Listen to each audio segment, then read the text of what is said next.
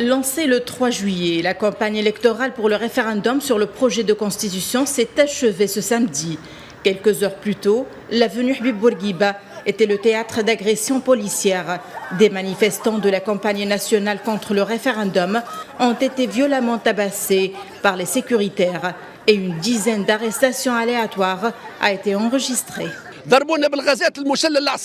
Nous avons été agressés par la police qui nous a aspergés de gaz paralysant et de bombes lacrymogènes. Ceci a mis à découvert le visage hideux de la dictature du président Kais Saïed. Et ce sont les mêmes vieilles méthodes qu'il continue aujourd'hui. Et notre message est clair. Un peuple qui a goûté à la liberté ne reviendra pas en arrière.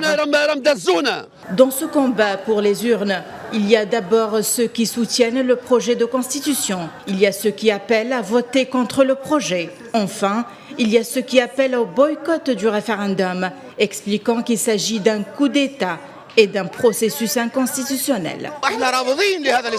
Nous rejetons le référendum sur la constitution mise par Kais Saïed. Nous considérons que la constitution de 2014 est la seule constitution légitime. Pas de retour en arrière. Nous continuerons aujourd'hui et demain à défendre la constitution de 2014.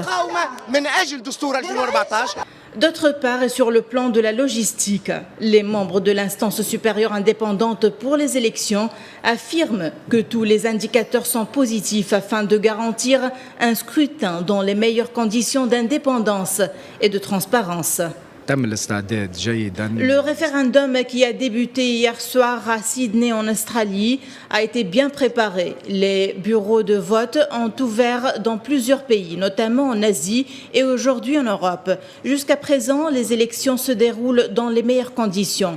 Il est vrai que la commission électorale a fait l'objet de nombreuses critiques et l'on dit qu'elle est affiliée au président de la République puisque c'est lui qui a nommé ses membres. Ce n'est pas vrai car selon mes propres observations, l'ISI ne sert pas les plans du président. Le 25 juillet, les Tunisiens sont appelés à voter pour ou contre le projet de constitution. Un projet qui accorde de larges pouvoirs au président Kais Saïed, mettant ainsi fin au système parlementaire en place depuis 2014. Au final, le 25 juillet, le Tunisien sera le seul décideur dans cette affaire. Et c'est pour la première fois dans son histoire que la Tunisie compte plus de 9 millions d'électeurs inscrits pour le référendum. Depuis Tunis, Najwa Becha pour Média.